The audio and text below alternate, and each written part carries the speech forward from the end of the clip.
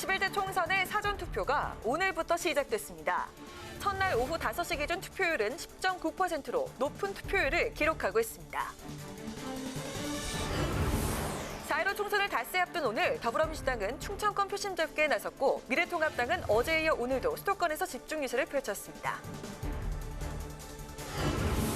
4.15 총선 격전지, 오늘은 여야 4선 중진의원의 맞대결로 관심을 모으고 있는 대구 수성갑입니다. 이 지역 현역 의원인 민주당 김부겸 후보에 통합당 주호영 후보가 도전장을 내밀었습니다. 한 주간 있었던 정치권 이슈를 분석하고 토론해보는 맞짱 토론. 오늘은 총선을 앞두고 펼쳐지는 여야 표심 잡기 전략과 막판 최대 변수 짚어봅니다.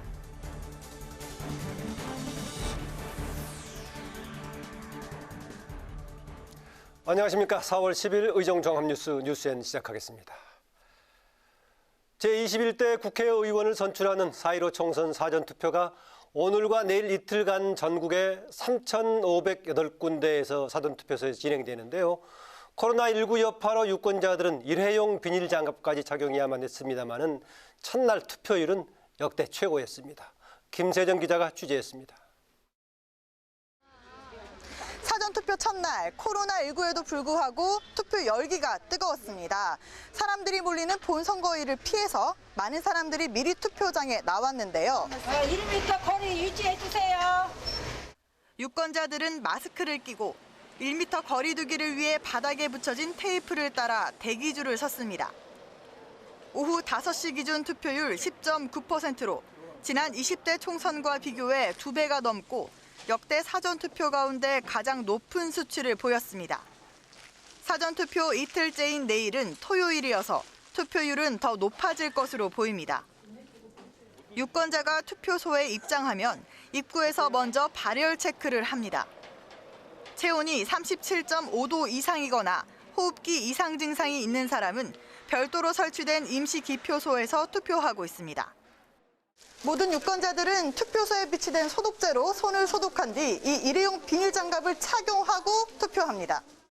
사전투표에 나선 시민들은 생각보다 불편하지 않다는 반응입니다.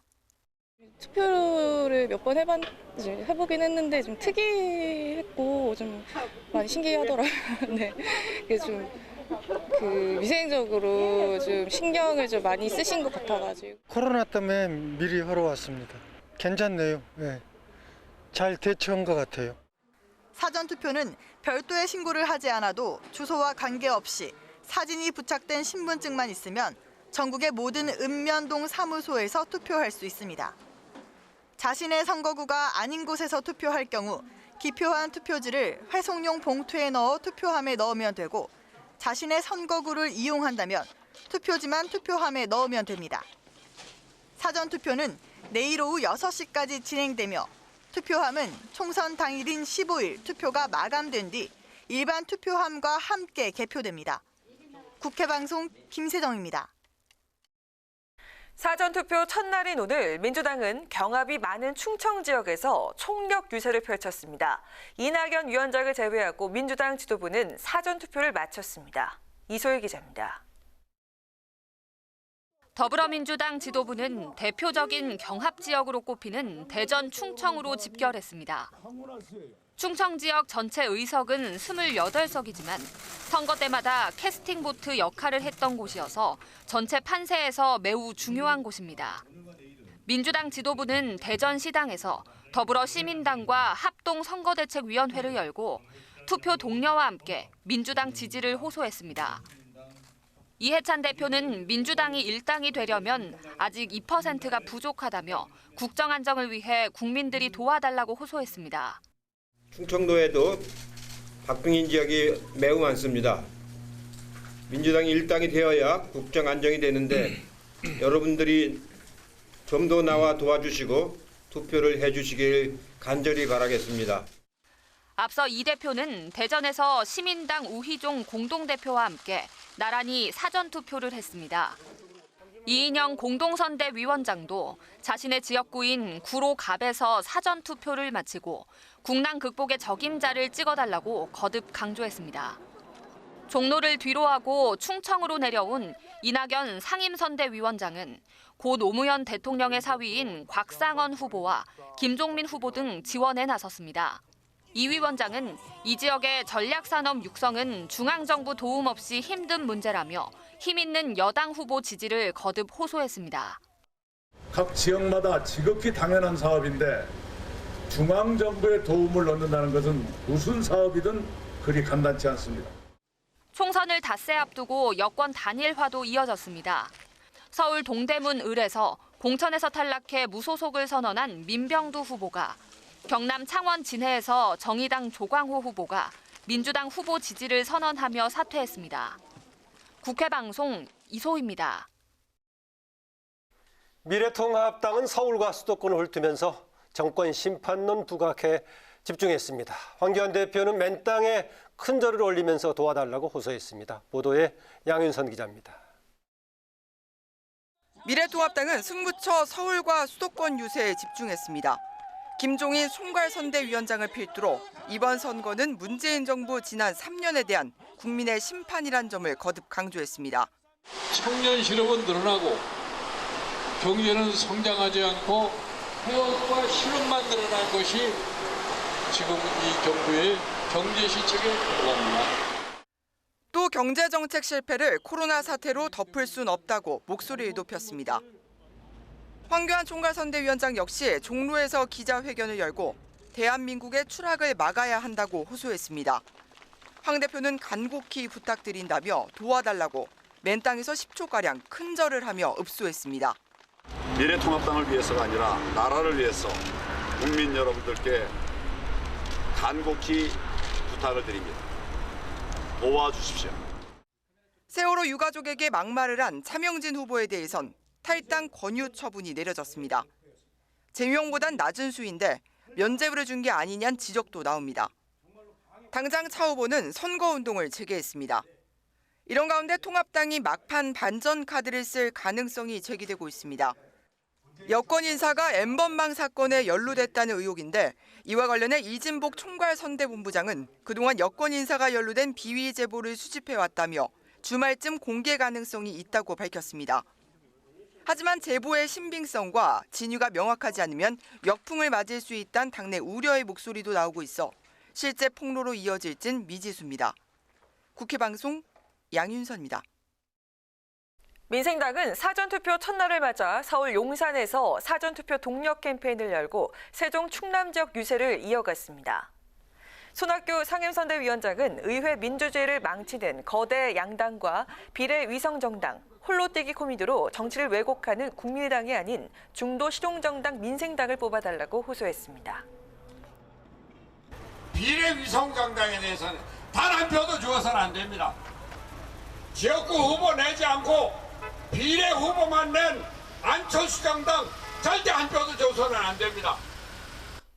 정의당 심상정 상임선대위원장은 출마진 경기 고양시 덕양구에서 사전투표하고 정의당은 일회용 위성정당과는 다르다며 개혁의 보루로 제 역할을 할 수 있도록 교섭단체로 만들어달라고 호소했습니다.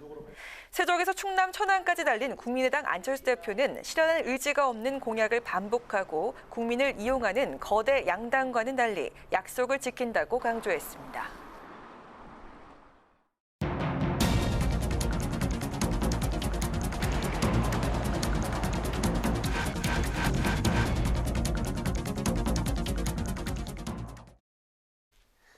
총선 개혁 전지 오늘은 대구를 살펴봅니다. 대구의 수성갑, 이 수성갑은 여야 4선 중진위원 간의 맞대결이 성사되면서 대구 최대 격전지로 꼽히는데요. 지난 총선 대구에서 당의 유일한 승리를 안겼던 민주당의 김부겸 후보가 2연승을 노리고 있고요. 또 이에 맞서서 통합당의 주호영 후보가 옆 지역구를 옮겨서 당 자존심 회복에 나섰습니다. 이 지역은 김희연 기자가 살펴봤습니다. 민주당 불모지인 대구에서 한 번 더 당선을 노리는 민주당 김부겸 후보. 정권 심판보다 대구를 홀대한 미래통합당부터 심판해야 한다고 민심을 파고듭니다. 대구를 이렇게 정치적 불모지로 만든 미래통합당의 지도부들, 미래통합당 지도부도 심판해야 합니다. 김 후보를 막고 지역구를 되찾기 위해 저격수로 투입된 통합당 주호영 후보. 수성을에서 연속 4번이나 당선된 탄탄한 지역 기반을 발판 삼아 문재인 정부 실정을 강조하면서 정권 심판론을 부각시킵니다. 대한민국을 구하는 가장 중요한 일은 정권 심판, 정권 교체입니다. 주 후보 외에도 보수 성향 후보 2명이 더 출마해 보수표 분산 가능성이 있었지만 이 중 1명이 사퇴하면서 주 후보로서는 부담을 덜게 됐습니다. 또 대구에 코로나19 집단 감염이 발생한 지난 2월 대구 봉쇄 발언 논란과 함께 정권 심판론이 부각되면서 선거판이 출렁거리기도 했습니다. 그러자 김 후보는 지난 2일 대권 도전을 공식 선언했습니다. 총선에 이기면 다음 목표는 대선이라며 자신을 대구를 대표하는 대권 주자로 키워달라고 호소한 겁니다. 두 의원은 모두 4선으로 대구 경북 지역 출마자 중 최다선입니다. 따라서 이번 선거 승자는 다시 이 지역 최다선 의원의 타이틀을 갖게 됩니다. 국회 방송 김희연입니다. 이번엔 경기도 안양 동안을입니다. 5선의 통합당 심재철 후보에 맞서 비례대표인 민주당 이재정 의원과 정의당 추혜선 의원이 도전장을 내밀면서 치열한 경합이 벌어지고 있습니다. 그 현장은 홍혜진 기자가 다녀왔습니다. 4.15 총선에서 유일하게 현역 의원 3명이 맞붙는 선거구 경기 안양 동안을입니다. 통합당 심재철 후보는 중진의 관록과 원내대표의 경험을 내세웁니다. 20대 국회에 비례대표로 입성한 민주당 이재정, 정의당 추혜선 후보는 이제 바꿀 때가 됐다고 목소리를 높입니다. 특히 이 지역 수건 사업인 안양교도소 이전 문제와 관련해 심 후보는 힘 있는 정치인이 해결할 수 있다고 강조했고 중앙부처만 해도 4개가 연결이 되고 또 인근 시와도 연결이 되는 상황입니다. 따라서 그만큼 경험이 많고 힘이 있는 능력 있는 국회의원이 일을 해야 이 문제를 풀어갈 수가 있습니다. 초선 재선의 힘으로는 어림없습니다. 변호사인 이 후보는 부지 이전만이 아니라 재소자 인권 문제 해결에도 적극 나서겠다는 의지를 밝혔습니다. 안양교도소가 안양에 있어서는 안 된다는 차원이었으면 정은 나서지 않았을 것 같은데요. 재소자들의 인권이라든지 법무부 자원의 효율적 재배치 등의 문제에 있어서 변호사였던 제가 문제인식을 조금 느꼈고요. 추 후보는 지역 발전, 일자리 창출을 위한 글로벌 기업 유치를 약속했습니다. 안양교도소 부지에 글로벌 ICT 기업 애플 R&D 센터를 유치하겠습니다. 안양교도소 부지 이전 반드시 이뤄내겠습니다. 시민들은 공허한 말잔치가 아닌 이제 약속을 실천하는 정치인이 필요하다고 강조합니다. 공약으로만 내세울 게 아니라 실질적으로 자기가 내세운 공약에 대해서 몇 프로 진척이 됐는지 이런 게 확실히 검증이 됐으면 좋겠습니다. 좀 정직하고 좀 솔직하고 좀 그런 인격적인 그런 분이 국회의원이 되시면 우리 지역 발전에 많이 도움이 되지 않을까 싶습니다. 네. 동아을은 15대 총선에선 민주당 이석현 의원이 당선됐지만 16대 때 심 후보에게 패배한 이후 심 후보가 내리 5선을 한 지역입니다. 20년간 보수 진영의 지역구였다고는 하나 지난 총선에서 심 후보와 2위 민주당 후보와의 표차는 불과 1,700표, 1.9%에 불과했습니다. 당시 정의당 정진후 후보도 19%의 득표율로 선전하면서 동안을은 선거 판세를 예측하기 더욱 어려운 지역 중 하나로 꼽힙니다. 국회 방송 홍혜진입니다.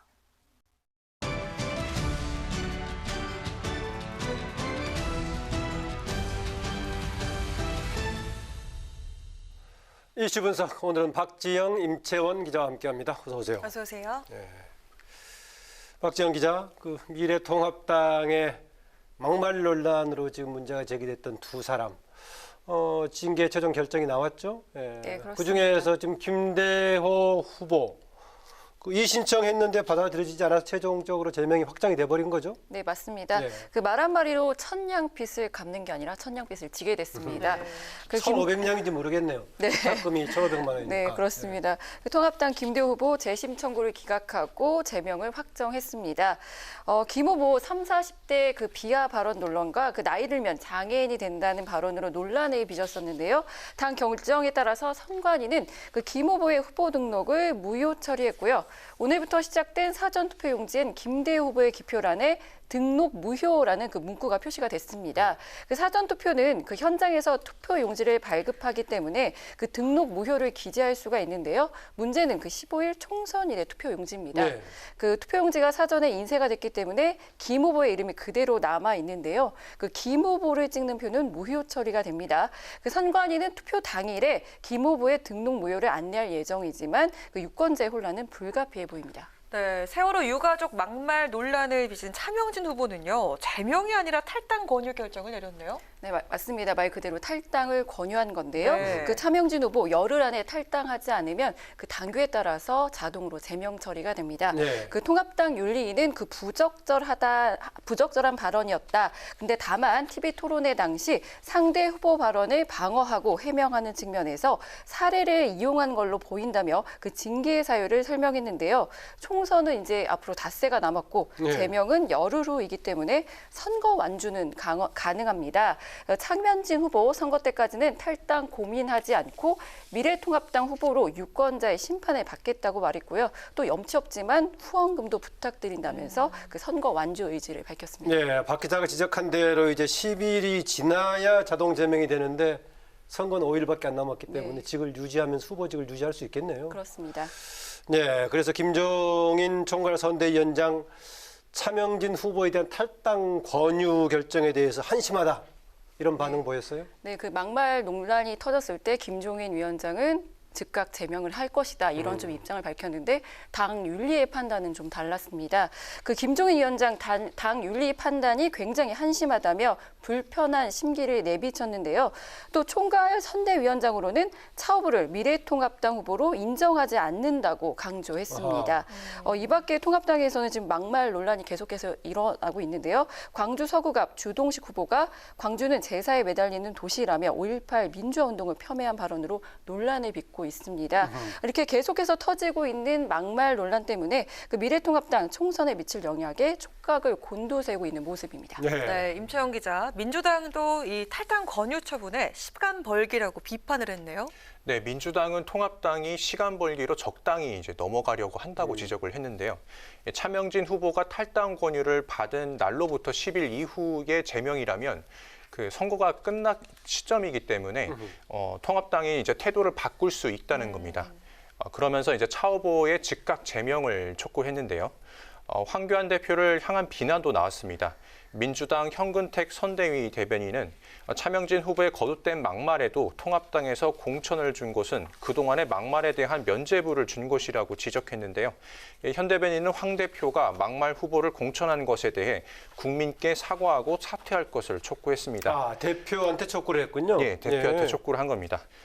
그리고 이제 또 현재 민주당에서도 이제 막말과 이제 말실수가 잇따르고 있는데요. 네. 윤호중 사무총장이 김종인 위원장을 돈키호테에 비유하면서 황교안 에마, 박영준 시종이라고 비난한 겁니다.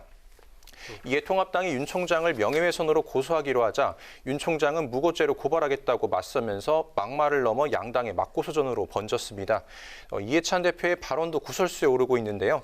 이 대표는 부산에서 열린 민주당, 시민당 합동 선대위 회의에서 도시가 왜 이렇게 초라할까라는 생각을 많이 했다라고 발언해 여당 대표로 신중하지 못했다는 지적을 받고 있습니다. 네, 임채원 기자, 이렇게 상대에 대한 강한 비판을 하면서도 좀 품격 있는 용어를 쓰기가 쉽지는 않은데요. 되게 강하게 본 말도 내용도 단어도 거칠어지는데 어쨌든 이낙연 지금 이제 민주당의 상임선대위원장 이런 최근의 막말 논란에 대해서 송구하다 이렇게 사과를 했어요. 네, 이 위원장은 일부 이제 정치인들의 거친 말이 국민께 이제 상처를 드리고 있다면서 네. 정치에 몸담은 사람으로서 몹시 송구하다고 밝혔습니다. 네, 이 위원장은 막말을 끝내려면 여야가 미움의 정치를 청산해야 한다고도 이제 강조를 했는데요. 미움의 정치 청산하자. 네, 네. 미움의 정치를 청산해야 한다 하면서 이제 여야가 함께 지혜를 모으자고도 또 말을 하긴 했습니다. 또 민주당 후보들을 향한 당부의 메시지도 내놨는데요. 이 위원장은 민주당 사람들도 막말로부터 자유롭지 않다고 말하고 스스로 먼저 경계하면서 조심하겠다고 다짐했습니다. 막말이 전체 판세에 미치는 여파가 심각한 만큼 막말 경계령을 내린 것으로 보입니다. 네. 그런데 이찬 대표가 어제 전반적으로 민주당의 승기를 잡았다라고 자신을 했었는데 오늘은 거의 전국이 경합 지역이라면서 입장을 바꿨네요. 네, 이해찬 한 대표가 돌연 이제 겸손 모드로 전환했습니다. 네. 네, 내일까지 사전 투표가 진행이 되는데 지지층 결집을 호소하기 위한 의도로 풀이됩니다. 이 대표는 아무리 문재인 정부가 잘한다고 마음속으로 생각해도 꼭 투표를 해주기 바란다면서 사전 투표를 독려했습니다. 앞서 이 대표는 선거가 불과 일주일도 남지 않았는데 전반적으로는 민주당이 승기를 잡았다면서 자신감을 내비쳤었는데요. 이런 모습이 혹여나 거만하게 느껴질 수도 있고 네. 사전 투표를 계기로 지지층을 한 명이라도 더 끌어모으기 위한 것으로 보입니다. 예, 자신감 한편으로는 보여지면서 자칫 또 거만하게 볼 수 있는 양면성을 조심해야겠는데요. 임채영 기자, 오늘 그래도 민주당 이번에 최소한 147석을 이번 총선에서 얻을 수 있다 이렇게 표방했는데 여기에 열린민주당 포함한 겁니까? 빼고 한 겁니까? 열린민주당은 포함이 되지 않았습니다. 예, 그렇군요. 예. 이제 더불어시민당만 포함이 된 거고요. 예. 오늘 이제 이근영 전략기획위원장이죠. 네, 전략기획위원장이 지역구 130석 플러스 알파를 예상했습니다. 이 위원장은 지역구 130석은 비교적 안정적으로 확보가 가능할 것 같다면서 이 비례대표 의석은 당초 예상한 대로 17석 정도 가능할 것으로 기대했는데요. 수도권에서는 수도권 의석 121개의 의석 중에 지난 총선 때보다 10석이 늘어난 91석을 차지할 것으로 전망했습니다. 또 8석이 걸린 강원도 판세와 관련해서는 3곳 정도는 안정적으로 이기고 나머지 5곳은 초박빙이라면서 기존에 1석밖에 없던 지역이라 깜짝 실적을 기대한다고 밝혔습니다. 네, 지금 이제 민주당과 시민당만 가지고 147석을 얘기하는 걸 보니까 그 열린민주당까지 같이 포함한다면은 과반도 가능성이 있는 것처럼 얘기한 거네요. 예, 아무래도 네, 그렇습니다.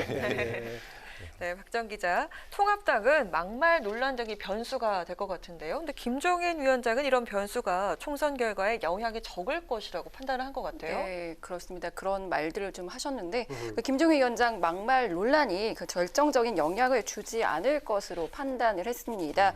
특히 121석이 걸린 수도권의 판세를 놓고 이 통합당과 그 민주당 비슷한 의석을 차지할 것으로 전망을 했는데요. 그 서울 종로의 경우에도 지지율 격차가 점점 좁혀지고 있다면서 지금의 속도로 보면 황교안 후보가 충분히 종로에서도 승리할 수 있을 것으로 내다봤습니다. 하지만 그 이진복 총괄선거대책본부장은 좀 다른 견해를 밝혔습니다. 이번 총선 목표가 130석인데 그 수도권 민심이 아직도 크게 움직이지 않는 것 같아서 걱정하고 있다고 말했습니다. 통합당 그 총선 닷새를 앞두고 막말 논란 등 선거 승패에 미칠 변수를 얼마나 차단하고 또 지지율을 얼마나 끌어올릴 수 있을지 주목됩니다. 네, 오늘 이슈 분석은 여기까지입니다. 박지영, 임채영 기자 수고했습니다. 수고했습니다. 네. 중앙선거관리위원회는 오늘 주 피지대사관 등 18개 제외 공간에 대한 공간 개표를 결정했습니다. 선관위는 코로나19의 전 세계 확산으로 해당 국가에서 항공편 운항이 전면 중단돼 재투표를 국내로 회송할 방법이 없어 이같이 결정했다고 밝혔습니다. 선관위는 공간 개표가 정확하고 공정하게 진행될 수 있도록 적극 지원하겠다고 밝혔습니다. 문희상 국회의장은 새롭게 구성되는 21대 국회 최우선 과제는 국민 통합이 돼야 한다고 밝혔습니다. 문 의장은 오늘 대한민국 임시의정원 개원 100일주년 기념식에서 국민 통합의 힘으로 코로나19로 인한 초유의 국난을 극복하고 국가 경제와 국민의 일상을 되찾아야 한다고 강조했습니다. 또 21대 국회는 101년 전 민족의 선각자들이 추구했던 의회주의의 정신을 제대로 구현할 수 있길 기대한다고 말했습니다. 우리 국회 운영제도의 원형을 찾아 올라가면 상당 부분 임시의정원에 도달한다고 합니다. 특히 대한민국 임시의장원은 좌와 우가 함께 참여하는 통합을 지향했습니다.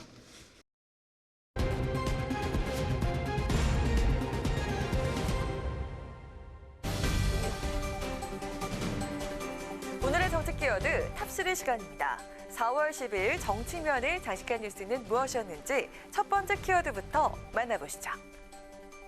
21대 총선 사전투표 첫날인 오늘 문재인 대통령과 부인 김정숙 여사가 청와대 인근 삼청동 주민센터를 찾아 투표권을 행사했습니다.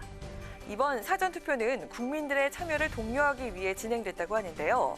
특히 코로나19로 사회적 거리 두기가 강조되고 있는 요즘 투표 인원이 한 번에 몰리지 않도록 미리 투표장에 나서달라는 의미가 있다고 청와대는 전했습니다. 수소차를 타고 주민센터에 도착한 문 대통령 부부는 입구에서 체온을 측정하고 손 소독제를 사용한 뒤 신분 확인을 거쳐 비닐 장갑을 낀 채 투표했는데요. 문 대통령은 신분 확인 시에만 마스크를 잠깐 벗고 투표할 때는 다시 착용했습니다. 코로나19 국면에서 투표에 나서는 본보기를 보여준 셈인데요. 대통령 부부는 지난 2018년 지방선거 당시에도 삼청동 주민센터에서 사전투표를 한 바 있습니다. 한편 민주당 이해찬 대표, 통합당 박형준 공동선거대책위원장 등 여야 정치인들도 사전투표에 참여해 투표율을 올리기 위한 노력에 나섰는데요. 일찌감치 지지 후보와 정당을 선택한 유권자들은 주로 사전투표에 나선다는 점을 감안한다면 각 정당의 입장에서는 사전투표 독려가 지지층을 투표소로 끌어내는 것과도 같다고 할 수 있겠습니다. 사전투표는 오늘과 내일 이틀간 전국 3,508개 투표소에서 진행되는데요.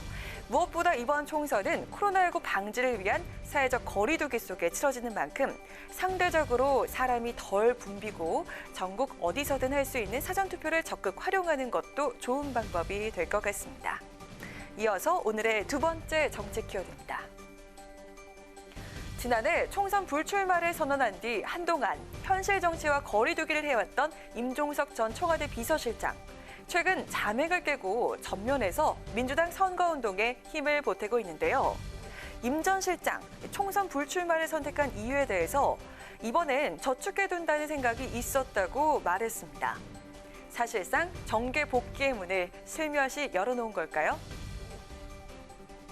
임 전 실장은 오늘 한 언론과의 인터뷰에서 이번 총선 종로 출마에 대해 물론 생각이 있었다.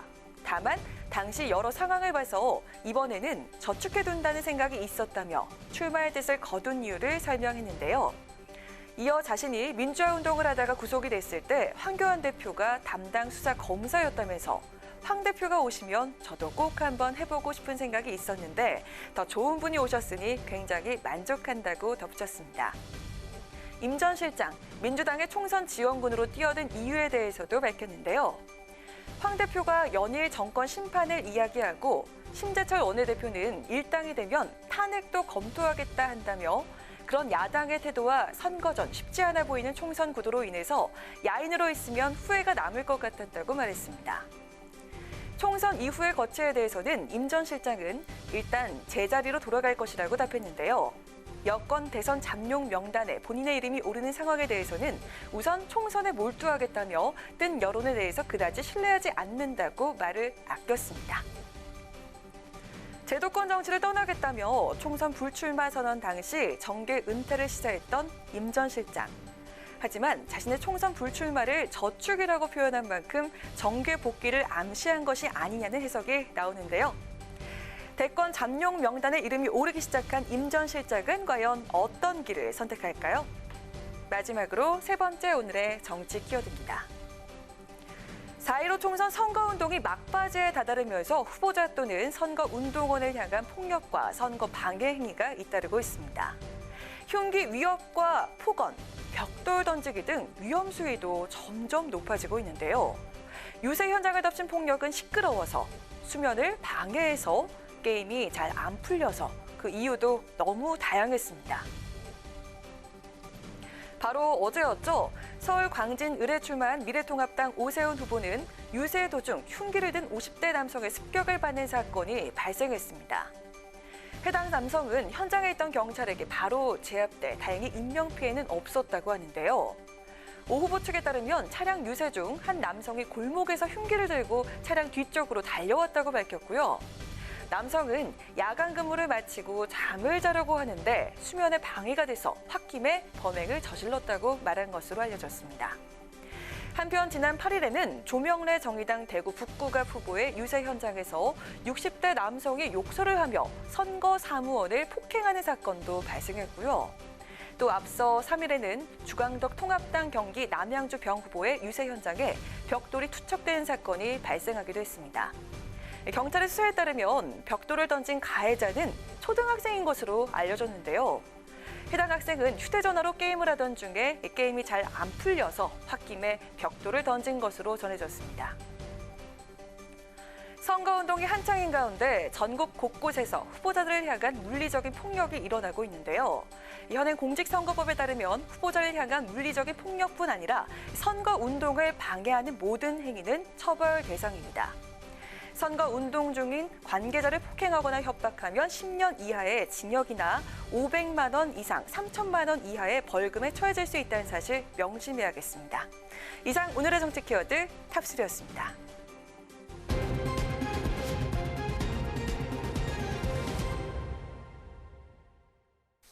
네, 이번 순서는 한 주간의 정치권 이슈에 대해서 뜨겁게 토론해보는 뉴스N의 맞짱 토론입니다. 오늘은 새로운 두 분을 모셨는데요. 배정호 세한대 교수, 박선규 서울과학의대 교수 나오셨습니다. 어서 오십시오. 어서 오세요. 안녕하세요. 두 분 오늘 노란 넥타이 이렇게 같이 하고 나오셨네요. 아, 그런가요? 예. 두 분 다 또 색깔이 좀 다른데요. 약간 다르긴 합니다. 다르긴 한데 한때 또 KBS에서 맹활약하시던 두 분이 이렇게 딱 자리하게 되니까 좀 특이하기도 하고 아주 좋습니다. 네, 저도 좋습니다. 불러주셔서 굉장히 오랜만에 만났어요. 좋습니다. 좋은 자리입니다. 네, 또 박선규 교수는 또 이제 청와대 나중에 또 정부에 이제 일하기도 했었는데요.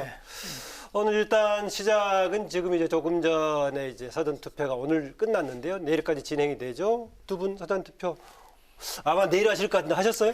저 안 했습니다. 아직 안 하셨고. 저는 오늘 출연하면 그 질문 할까 봐서 일부러 하고 왔는데 깜짝 놀란 게 줄 서 있더라고요. 그래서 지금 역대 최고 사전 투표율을 동시간대에 나오고 있는데 이렇게 되면 내일 마감해도 역대 최고 사전 투표율을 기록을 하고 이런 부분이 실제 전체 투표율 상승으로까지 연결될 가능성이 높다 이렇게 전망합니다. 그렇게 보세요? 네네. 그 투표율은 어떻게 보십니까? 이게 투표를 3일로 보기 때문에 앞에 많이 하면 나중에 조금 할 수도 있는데. 그렇죠. 그러니까 뭐 저도 그런 희망적인 좀 전망을 좀 했으면 좋겠는데 좀 두고 봐야 될 것 같아요. 왜냐하면은 사실은 코로나19 때문에 투표장 가는 것 자체를 겁내는 분위기가 좀 형성돼 있는 그런 상태잖아요. 그러다 보니까 사람들이 많이 몰리는 본 투표보다는 사람들이 좀 덜 몰리는 쪽에 좀 먼저 가보는 것이 좋지 않겠나 하는 생각도 좀 있었을 것 같고 제 짐작입니다.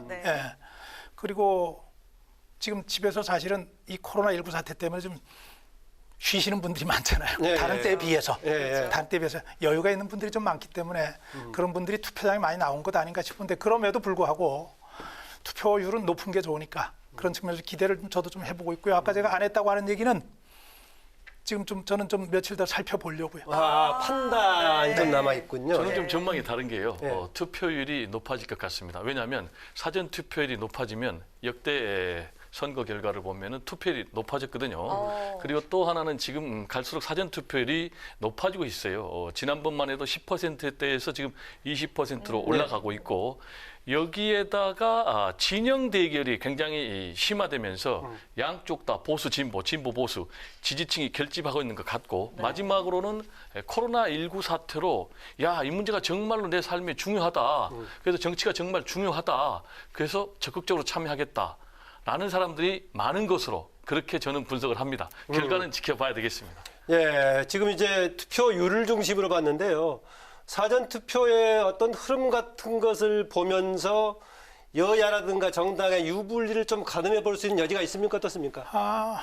뭐 기계적인 분석이죠. 이런 일들을 보고 정치부 기자들 또는 정치권에 있는 사람들은 기계적으로 분석을 하는데 그런 면에서 본다면 오늘 결과만 가지고도 얘기할 수 있을 거예요. 우리 좀 배정호 교수님 얘기하신 것처럼 높아질 수 있겠다 예상할 수 있겠죠. 그런데 이제 제가 오늘 하면서 보니까 높은 지역이 낮은 지역하고 확연히 대비해야 돼요. 가장 높은 데가 전라남도예요. 15%가 넘었어요. 다 4시 현재 보니까. 지난번에도 그랬습니다. 제일 높고 전라남도가 높은 게 아니라 광주가 높고 전라북도가 높아요. 호남 지역이 좀 높죠. 가장 낮은 데가 대구예요. 부산과 경남이 그 다음이에요. 그러니까 우리나라 선거 속에서 지역적인 특색을 보이는 대표적인 호남과 영남이 완전히 지금 굉장히 높다, 굉장히 낮다 이렇게 돼 있거든요. 그래서 이것을 첫날 하루 만에 결과를 가지고 볼 건가 안 볼 의미를 둘 건가 아닐 건가 모르겠지만은 개인적으로는 다시 거듭합니다만은 높은 투표율로 이어졌으면 좋겠어요. 그리고 영남 쪽 사람들이 자극받아서 지금 우리 배종호 교수 말씀하신 대로 우리도 좀 결집하자 하는 모양을 가지고 나오면 좋겠는데 좀 지켜보시죠. 네, 저는 민주당이 유리할 것으로 그렇게 전망이 됩니다. 사전투표 흐름을 보고. 왜냐하면 이런 전제는 사전투표율이 높아서 전체 투표율이 높을 것이다라는 걸 전제로 전망하는 거예요. 왜냐하면 투표율이 높아지면은 진보가 유리합니다. 젊은 층이 대거 참여를 하니까. 다만 그래서 가장 중요한 것은 사전투표율이 높은 것만 중요한 게 아니고 사전투표율이 어느 연령대가 많이 참여했느냐. 그러니까 정통적인 지지 기반이 누가 어느 쪽에서 많이 참여했느냐인데 일단 말씀하셨지만은 지역 기반에서는 민주당 쪽에 유리한 쪽에서 많이 참여를 했고 그다음에 나머지 이제 연령 이 부분은 본 투표가 다 끝난 다음에 나오니까 그것까지 분석을 해야만이 종합적인 분석이 되겠습니다. 알겠습니다. 두 분이 분석하는 것은 시각차가 있기 때문에 결과 나오면 좀 확인이 되겠습니다. 네, 두 분 이렇게 분석을 하셨는데요. 사전투표가 시작된 가운데 민주당과 통합당의 반응이 엇갈리고 있습니다. 먼저 민주당은요. 16년 만에 과반을 넘볼 수 있다면서 자신하는 분위기고요. 통합당은 한 번만 기회를 달라 이렇게 신중한 반응을 보였습니다. 먼저 배 교수님, 이 반응에 대해서 어떻게 보십니까? 2004년 선거 이후에 다시 한번 과반 노리겠다 그 얘기네요. 그렇습니다. 지금 양쪽의 전략이 전혀 다른데요. 민주당 쪽에서는 밴드웨건 효과, 그러니까 대세를 몰고 가겠다라는 것이고 지금 통합당에서는 언더독 효과, 그러니까 약자가 동정심이 호소하는 그런 전략 아닙니까? 그래서 지금 통합당 측에서는 한 번만 기회를 달라라고 지금 80의 김종인 총괄 선대위원장도 얘기를 하고 있고 황교안 대표 같은 경우는 뭐 맨땅에서 신발 벗고 큰절까지 한 그런 상황 아닙니까? 반면에 지금 민주당은 최근에 통합당 측에 잇따른 막말로 인해서 승기를 잡았다라고 판단하는 것 같아요. 특히 이제 수도권에서 승기를 잡았고 그래서 예상 의석수도 한 수도권에서 10석 정도 더 플러스하고 있는 이런 상황이거든요. 그래서 피차 다 각자 전략에 따라서 전통적인 지지 기반, 지지층들을 결속하기 위함인데 그런데 너무나 또 잘 나간다라고 하면은 방심해가지고 전통적인 지지층이 투표를 안 할 수도 있기 때문에 이해찬 대표에게 또 꼬리표를 달았어요. 다만 2%가 부족하다. 그래서 마지막까지 투표해달라라는 그런 주문을 달았습니다. 네, 1, 2당의 전략 지금 평가하고 있습니다. 확실한 거는 민주당이 자신감을 지금 가진 건 분명한 것 같아요. 최근 약간 자신감이 상승한 느낌이 있죠. 예전부터 선거를 앞두고 사실은 저렇게 자신감을 표시하는 게 쉬운 일은 아닌데 엄살 좀 떨거든요. 대체적으로 근데 자신감을 왜요? 근데 이런 경우도 있어요. 지나친 자신감 보이다가 그냥 선거 결과에 대해서 굉장히 좀 안 좋았던 결과도 있어요. 뭐 멀리 갈 거 없죠. 20대 총선 때 그랬잖아요. 20대 총선 때 새누리당이 당시에 뭐 개헌선까지 본인들이 확보할 수 있다고 180, 200석까지 자신하다고 뭐 이랬었습니다. 일주일 전까지만 하더라도 그랬는데 결과는 그게 아니었죠. 물론 제가 보기엔 자신감을 좀 얻었는데 자신감을 얻은 이유는 제가 보니까 정말로 악재인 줄 알았던 코로나19가 효자 중에 효자가 된 거예요. 저는 그런 면에서 문재인 대통령이나 지금 여당이 굉장히 운이 좋다고 생각을 합니다. 이 코로나19가 워낙 크게 덮다 보니까 다른 이슈들이 전부 묻혔어요. 아니었으면 선거의 쟁점들이 굉장히 많았잖아요. 경제 문제, 외교 문제, 안보 문제. 지금 정부 여당을 향해서 이건 좀 문제 삼아야 되겠다고 얘기했던 모든 이 문제들이 다 묻혀버렸거든요. 김종인 위원장은 민심의 유권자들은 그걸 마음에 담고 있을 거다 이렇게 하던데요. 기대를 하고 있죠. 기대를 하고 있다. 근데 제 주변에 보니까 다 잊었어요. 제 주변에 보니까 다 잊었고. 그리고 또 자신감의 근거 중에 하나는 제가 보니까 야권이 통합을 할 때까지만 해도 민주당에서 굉장히 긴장을 많이 했었어요. 저게 뭐야? 김형호 위원장이 막 TK를 포함해가지고 중진들을 쳐낼 때 이거 큰일 나겠구나 긴장했었어요. 그런데 쳐내는 데까지는 성공을 했는데 그 이후에 쳐낸 사람들 대신할 대표 선수들을 보내는 과정에서 정말로 저건 또 뭐지? 저래 가지고 될까? 이런 의문들을 불러일으켰고 거기서 지금 분란이 생기고 있거든요. 그런 면이 민주당의 자신감을 두고 있는 것 아닌가. 쟁점 관련 얘기. 박 교수님께서 뭐 운이 좋다 이렇게 얘기했는데 제가 볼 때는 코로나19가 운의 요인은 꼭 아니라고 보여져요. 물론 코로나19가 모든 이슈를 덮어버리는 블랙홀 효과를 했는데 그러다 보니까 유권자 국민 입장에서는 과연 코로나19 같은 국난의 위기에 내 생명 그리고 재산을 지켜줄 세력이 누군가, 정당이 누군가 이걸 판단하게 되는 것 같아요. 그런데 당초에 시작은 악재로 시작했으나 굉장히 현 정부 문재인 대통령 중심으로 코로나19 방역, 검역, 치료에 대해서 굉장히 잘했다는 평가를 전 세계가 인정을 해주고 있고 여기에 더 나아가서 긴급재난지원금을 전폭적으로 지원하겠다라는 그런 이슈를 주도한 것도 결국은 상당히 좋은 평가를 받았기 때문에 제가 볼 때는 운의 요인도 없다고 부인할 수는 없지만은 그러나 그보다는 실력이 더 평가받는 반면에 지금 통합당 측에서는 공천도 제가 볼 때는 굉장히 실패했다고 보여지거든요. 뭐 호떡 공천이라는 얘기가 나올 정도로 공천 잡음이 굉장히 많고. 호떡 의미는 금방 뒤집었다 그 얘기인가요? 그렇습니다. 예, 인천 연수울의 민경우 의원 같은 경우 뭐 죽었다 살았다 이걸 반복을 했고 그러다 보니까 공천 후유증으로 지금 무소속 출마자들 굉장히 많고 여기다 최근에 뭐 차명진 전 의원 같은 경우 정말 있을 수 없는 또 막말을 해가지고 막말이 계속되면서 이런 것들이 막판에 좀 상승세를 스스로 꺾는 그런 현상을 낳고 있는 것 아닌가 이렇게 분석이 됩니다. 짧게 추가 얘기 듣겠습니다. 이 부분은 제가 좀 말씀 좀 드려야 될 것 같아요. 코로나19 얘기를 드렸는데 전 세계가 뭐 대한민국 격찬하고 있는 거 맞죠. 그리고 대한민국을 좀 배우자는 얘기하고 있는 거 맞는데 우리는 전 세계는 그러더라도 우리는 평가를 정확하게 해야죠. 대통령이 잘해서 공무원이 잘해서 아니죠. 대한민국 국민들이 자가격리 본인들이 희생하고 본인들이 정말로 힘든 사람들을 위해서 양보해주고 거기다가 의료진들의 헌신적인 노력이 있었고 대한민국 전체로 보자면은 외국에서는 대통령과 국민이 한 덩어리이기 때문에 대통령한테 가는 건 맞아요. 그러나 내용을 들여다보면은 정부가 초반에 실패해서 아찔아찔했던 순간을 넘긴 것이 국민의 힘으로 넘겼고 의료진의 힘으로 넘겼고 그리고 자원봉사자들의 힘으로 넘겼거든요. 그래서 전 이랬으면 좋겠어요. 대통령께서도 외국 정상들하고 지금 계속 좋은 얘기, 우리 좀 뭐 키트 공급한다는 얘기를 많이 하시지만은 앞서서 사실은 제가 한 게 아니고 우리 국민이 한 겁니다. 이거. 여러분들도 그렇게 국민들이 가시면 할 수 있습니다는 얘기를 국민들을 좀 앞에다 좀 붙여주시면 얼마나 좋을까. 그런 희망을 좀 가지게 국민의 돼요. 힘으로 했다, 의료인의 힘으로 했다, 자원봉사자 힘으로 했다 부정할 수 없는데요.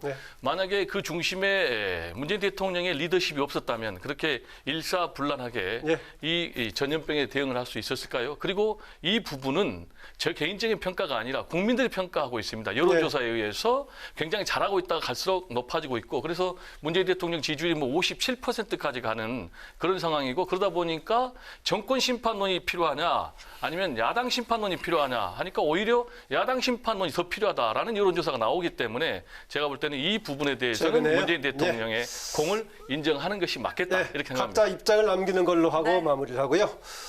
이제 5일 남았는데요. 투표일이 본투표일이 이미 사실상 투표는 시작이 됐고요. 그런데 임종석 전 청와대 비서실장의 활동이 더 부각이 좀 되고 있습니다. 처음에 고민정 후보 지원 유세를 시작해서 전국을 돌고 있는데요. 오늘은 보니까 통합당 김종인 위원장에 대해서 위기 때는 오히려 어른답게 좀 힘을 모으는 역할을 해줘야 되는데 이런 역할을 하느냐 보기에 좀 좋지 않았을까. 그렇게 했다면은 그렇게까지 발언을 했는데 최근에 임종석 전 실장의 행보는 어떻게 평가하십니까? 저분 정치 안 하겠다고 얘기하고 물러가셨던 건 맞죠? 오늘은 조금 더 행보를 하겠다는 뉘앙스도 풍기던데요. 그 정치 안 하고 통일운동에 전념하겠다고 얘기했던 게 사실 몇 달 전이에요. 그런데 그럼에도 불구하고 중요한 국면에 나와서 활동하는 것을 뭐라고 얘기하고 싶진 않아요. 그럴 수 있어요. 그리고 임종석 전 실장 대한민국 정치의 큰 자산이죠. 큰 자산이죠. 국정 경험도 있고 청와대 경험도 있고 국회 경험도 있고 활동하는 것은 다 좋습니다. 다 좋은데 저 경우를 저한테 지금 분석을 하라고 하신다면은 후보들을 위한 활동이라고 하는 측면 당연히 있겠지만 제가 볼 때는 그 목적 못지않게 본인을 향한 오늘 저 워딩을 보니까 저축을 해놨다 그러더라고요. 본인의 미래를 향한 저축의 의미가 굉장히 크고요. 두 번째로는 현실적인 문제가 좀 있어요. 뭐냐면은 아시다시피 이번에 선거 때 쟁점으로 드러나야 하는데 코로나19에 못 눌려서 드러나지 못한 일 중에 하나가 울산 선거 개입 부정 사건이거든요. 청와대가 임종석 실장이 비서실장으로 있는 사이에 청와대 6개, 7개의 비서관실이 개입이 돼가지고 선거에 개입했다. 그래서 그것이 문제가 돼가지고 13명이 기소가 된 걸로 제가 기억을 합니다. 13명이 기소가 되는데 그 시절에 그 당시에 최고 비서실장이었고 비서실장에 대한 수사는 선거 뒤로 미뤄둔다 이렇게 검찰에 발표를 했었어요. 그렇기 때문에 선거를 통해 가지고 본인의 입장을 조금 더 견고히 존재감을 과시하고 이런 부분은 법적인 측면에서도 본인은 좀 고민을 고려하고 하는 연루될 여지가 있다라고 이제 보시는군요. 저는 이번 선거 결과에 따라서 울산 선거 사건이 더 가느냐 가지 못하느냐가 굉장히 중요하게 작용할 거라고 믿거든요. 그런 측면에서는 본인을 위해서도 포석을 좀 하고 있는 것 아닌가 싶은 생각이 제가 듭니다. 첨언해야 되겠는데요. 네, 윤석열 검찰총장을 너무 무시하는 것 아닙니까? 윤석열 검찰총장 뭐 청와대에 대해서도 거침없이 칼날 들이대고 있잖아요. 아마 우리 박성규 교수님 얘기 들으면 윤석열 총장이 기분 나쁠 것 같아. 나를 무시하느냐. 나는 법대로 하고 있는데. 정치적인 힘에 따라 좌우될 것처럼 얘기해서요. 라고 얘기할 것 같아요. 그리고 13명 기소 대상에 임종석 전 비서실장은 포함이 안 돼 있습니다. 그러니까 그건 좀 더 지켜봐야 되겠고요. 그리고 임종석 비서실장 입장에서는 두 가지가 있는 것 같아요. 하나는 자기가 초대 비서실장 했지 않습니까? 그러니까 이 선거에 자기가 뭔가 역할을 해야 되겠다. 그래서 격전지에 가서 하는 것 같고요. 그리고 두 번째는 본인 스스로 제도권 정치 떠나겠다. 통일운동에 전념하겠다라고 했는데 그걸 스스로 뒤집은 거거든요. 이 얘기는 앞으로 정치하겠다. 그럼 정치를 왜 하겠느냐. 정치하려면 이번 총선에 출마했어야 되는데 그럼 총선에 출마 안 해도 역시 대권의 큰 뜻을 품고 앞으로 뚜벅뚜벅 가겠다. 그런 전략들이 담겨 있는 것 아닌가 이렇게 저는 스스로 생각을 해봅니다. 네, 여야가 또 말로 인해서 곤혹을 치르고 있는데요. 자, 먼저 이 넘어가기 전에 한 말씀 더 덧붙이겠습니다. 그럴까요? 네. 그 윤석열 총장이 서운해할 것 같다는 말씀. 네. 그냥 기분 나쁘게 듣지 마십시오. 제가 정부도 경험을 해봤고 청와대도 경험을 해봤잖아요. 국회의원들이 가지고 있는 힘이 보통 힘이 아닙니다. 국회의원 한 사람 한 사람이 독립기관이에요. 아주 쉽게 얘기를 드릴게요. 조국을 구하겠다고 지금 열린민주당을 창당해가지고 비례대표를 내고 있는 저 정당이 있습니다. 거기에 최광욱 비서관 기소된 사람도 있고 지금 기소된 사람들 후보로 돼 있죠. 쉽게 얘기하면 저분들이 국회에 들어가서 법사위에 들어갑니다. 법사위에 들어가면은 장관뿐 아니라 검찰총장 불러가지고 따지고 이래저래 간섭하고 하는 일들을 얼마든지 가능하게 할 수 있습니다. 그리고 법률도 본인들이 제정할 수 있어요. 그런 인구가 그런 국회의원이 다 한 사람이 아니고 지금 민주당에서 예년 선거하고 달리 이번 선거에 분명히 구분되는 것 중에 하나가 예년에는 작은 의혹만 있더라도 자리를 물러나게 했고 기소된 사람을 공천하는 건 있을 수 없던 일이었죠. 그런데 그런 일들이 지금 진행이 되고 있거든요. 제가 또 반론 얘기해줘야 되겠는데요. 그거는 만약에 논리대로 하면은 임종석 전 비서실장 직접 출마해서 국회의원 됐어야 되겠죠. 라는 얘기를 드리고 싶고요. 그리고 이제 이거는 굉장히 서운하게 들릴 수가 있지만 제가 좀 뼈아프게 얘기하면 MB 정부에서는 뭐 그런 게 통했는지 모르겠지만 이 정부에서는 그런 게 통하지 않을 것이다. 라고 저는 좀 대변을 해주고 싶습니다.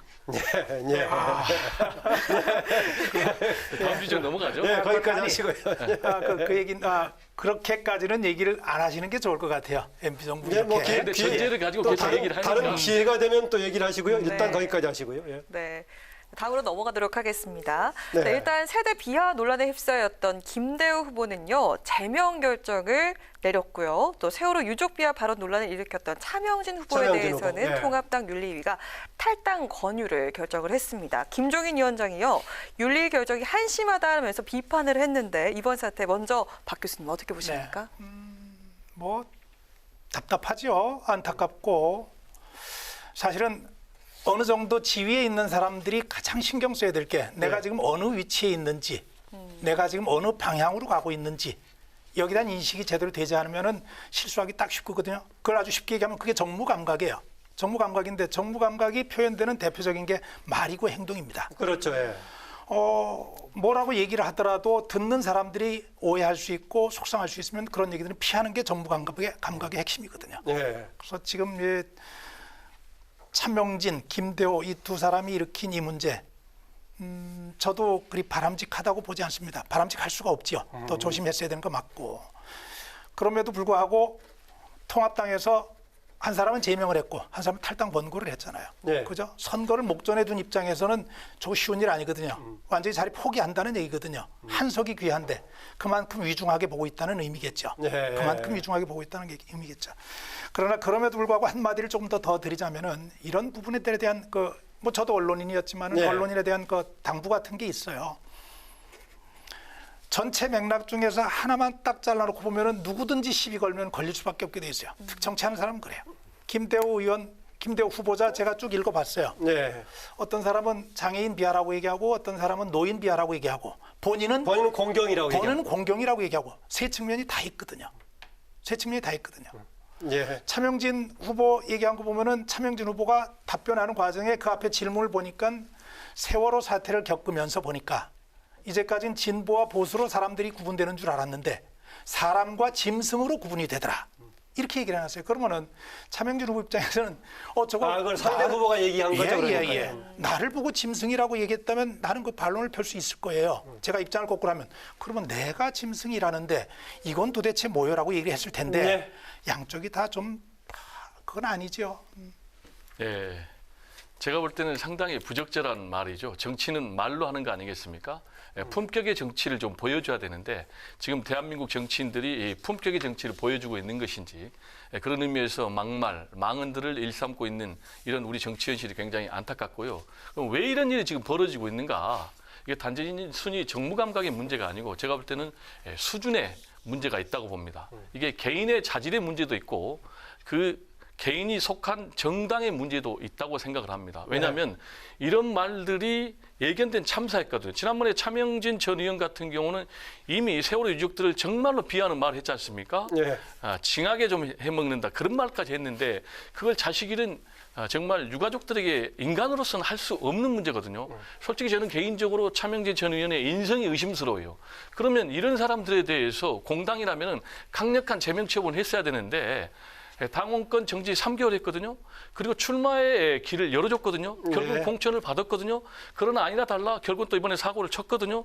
그런데 그 사고 친 뒤에 본인의 해명을 한 말을 들어보니까 여전히 박근혜 전 대통령 아무 죄도 없다라고 얘기하면서 세월호 유족들에 대해서 문제 있다라는 이제 그런 흔들리지 않는 본인의 잘못된 신념을 갖고 있더라고요. 그래서 이런 부분들이 잘못됐고 그다음에 김대호 후보 같은 경우도 정말 3040 세대를 비하하는 그런 발언을 했는가 하면 또 광주의 또 모 후보는 광주는 5.18 뭐 제사도시다. 또는 또 전북 군산에 나온 후보는 뭐 중국의 유각을 거기에 설치하겠다. 이런 거는 사실 그 집단이 속한 전체가 좀 의심스러운 그런 상황이고요. 제가 볼 때는 아무리 초조해도 좀 뚜벅뚜벅 바른 정치를 해주기를 좀 기대해 봅니다. 지금 이제 또 물론 이제 여당에서 또 이해찬 대표가 뭐 토착외고 이런 표현도 하고 또 윤호중 총장의 발언도 심지어는 고소고발 상황까지 갔는데요. 오늘 길어지니까 그건 거기까지 하고요. 김종인 선대위원장의 행보라든가 리더십에 대해서 어떻게 평가하십니까? 지금의 여당은 이해찬 대표는 주로 지금 회의 정도를 하고 있고 그다음에 이낙연 후보는 자기 지역과도 활동하는 거고 추가적으로 아까 임종석 실장 얘기했는데요. 통합당에서는 보니까 김종인 위원장의 역할이 아주 큰데 어떻게 평가하십니까? 지금 그리할 수밖에 없죠. 그리고 그걸 위해서 들어오신 거죠. 저분이 들어오셨을 때 이미 공천이 다 끝났잖아요. 선거의 운동에 거의 막판에 들어오셨잖아요. 하실 수 있는 일이 사실은 별로 없죠. 그런 면에서 들어와서 활동하고 있는 것은 뭐 얽매인 데가 없으니까 다른 분들은 다 지역구도 있고 한데 그런 부분이 있고 조금 전에 이제 통합당 쪽에 이제 막말 얘기가 나왔으니까 잠깐 하나만 좀 짚고 갈게요. 그 부분에 있어서 이제 윤호중 사무총장이 그런 얘기를 했잖아요.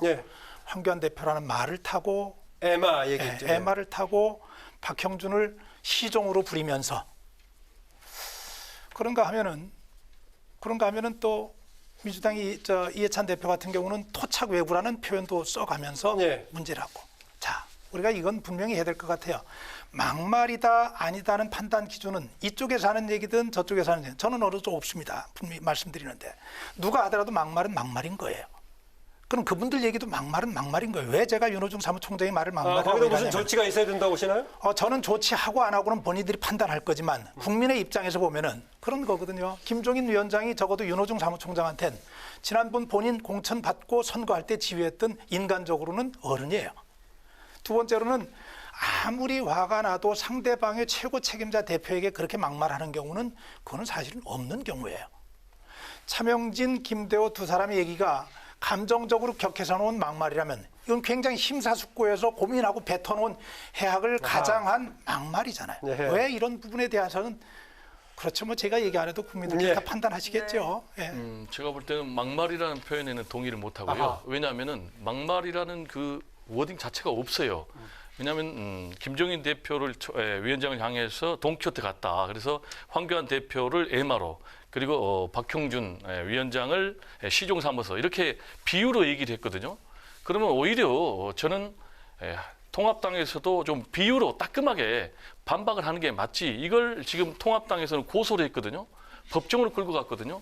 사실 이거 법정으로 끌고 가봐야 아무런 문제가 안 되는 거예요. 네. 그런 부분이 좀 굉장히 안타깝고 여기서 이낙연 전 총리 지금 후보죠. 네. 이분 같은 경우는 황교안 대표랑 토론하면서 미워하지 않겠다. 라고 얘기를 했는데 오히려 황교안 대표 미워하겠다라고 했어요. 나중에 부적절하니까 지워가지고 분노라는 표현으로 바꿨고. 오늘도 그렇습니다. 이 후보는 미움의 정치를 벗어나자라고 또 얘기를 강조하더군요. 네, 그렇습니다. 이제 미움의 정치를 얘기하니까 지금 여야 모두 진영 대결하면서 미움을 동료로 삼아서 하는 매우 나쁜 정치, 잘못된 정치를 하고 있는데 네. 정말 미움의 정치를 하는 세력에 대해서는 보수지 진보든 여든 야든 네. 국민 유권자가 따끔하게 심판해야 된다. 네. 라는 얘기를 좀 강력하게 얘기하고 싶습니다. 앞으로는 한두 개 주제가 아니고 좀 길게 하도록 하겠습니다. 좀 몇 개 네. 오늘 또 정리해야 되니까는요. 네. 예. 비례 관련 전망을 좀 해보죠. 비례 관련은 지금 두세 가지 측면을 볼 수 있겠습니다. 하나는 제1당 간의 비례 경쟁도 있고 또 민주당 베이스로 한 두 개의 정당 간의 대결도 있고 제3의 정당, 군소정당들의 비례 가능성 여러 가지 볼 수 있을 건데 어느 부분을 주목하십니까? 어느 부분을 예.